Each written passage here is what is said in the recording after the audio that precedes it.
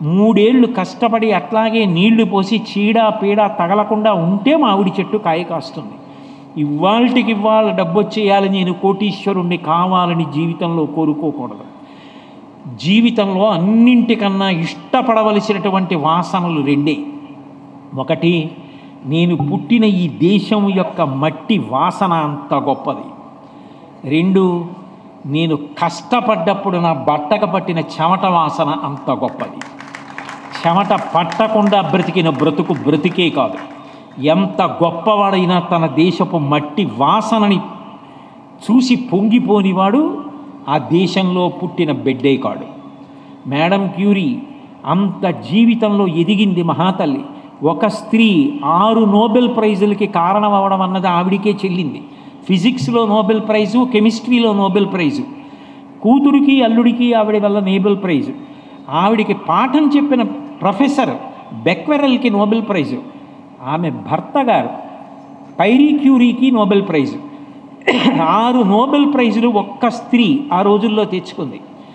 తినడానికి రొట్టెకి కూడా అవకాశం లేకపోతే రొట్టె ముక్క తింది. టీలో ముంచుకుని రొట్టె తింటే ఆవిడికి అది పెద్ద పండగ.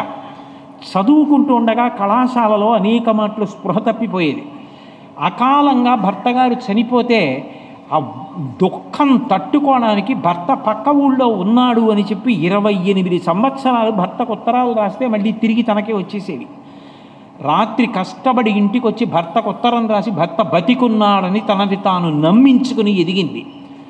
క్యాన్సర్ రోగుల కోసం అని చెప్పి అంత గొప్పగా మహాతల్లి రేడియం కనిపెట్టింది. పేటెంట్ తీసుకోండి అన్నారు. ఆవిడే పేటెంట్ తీసుకుని ఉండుంటే ఇవాళ వాళ్ళ కుటుంబీకులు బిల్గేట్స్ కన్నా కొన్ని వేల రెట్ల ఐశ్వర్యవంతులు. ఆవిడంది కొన్ని కోట్ల మంది దీనులకు క్యాన్సర్ వ్యాధి వస్తోంది, దాన్ని పోగొట్టగలిగినటువంటి రేడియం నేను సృష్టించలేదు, ప్రకృతిలో భగవంతుడిచ్చాడు. దాని మీద పేటెంట్ తీసుకున్న డబ్బు నాకొద్దు, అది పేదలకు అందవలసిందే, ప్రపంచ ప్రజలకు అందవలసిందే, నాకు పేటెంట్ వద్దంది మహాతల్లి. ఆవిడ చనిపోయే ముందు కోరుకున్న కోరిక ఒక్కటే, నా శవపేటికని చిట్ట చివరిసారి భూమిలోకి దింపేసే ముందు తెరవండి. నేను పుట్టిన దేశం పోలెండ్ నుంచి మట్టి తీసుకురండి, తీసుకొచ్చి గుప్పెడు మన్నైనా పోలెండ్ మట్టి నా శరీరం మీద పోసి శవపేటిక మూసి భూమిలోకి దింపేయండి, నాకు చాలని అడిగింది. అంత ప్రపంచ ప్రఖ్యాతి గణించి 6 నోబెల్ ప్రైజులు పొందిన స్త్రీ అంతటి విదుషీమణి అంత ఓర్పు పట్టింది. ఆవిడికి క్యాన్సర్ వచ్చేసింది, ఒళ్ళంతా పుళ్ళు వచ్చేసాయి, మంటలు.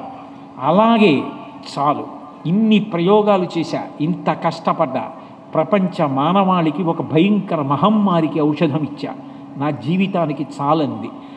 ఆ ఆనందంతో అంత కష్టాన్ని ఓర్పు పట్టి మరణిస్తే తోబుట్టువులు పోలెండ్ నుంచి తీసుకొచ్చి మట్టి ఆవిడ శవం మీద వేస్తే భూమిలోకి దింపేశారు శవపేటికని. అంత గొప్పగా దేశభక్తితో వెళ్ళిపోయింది.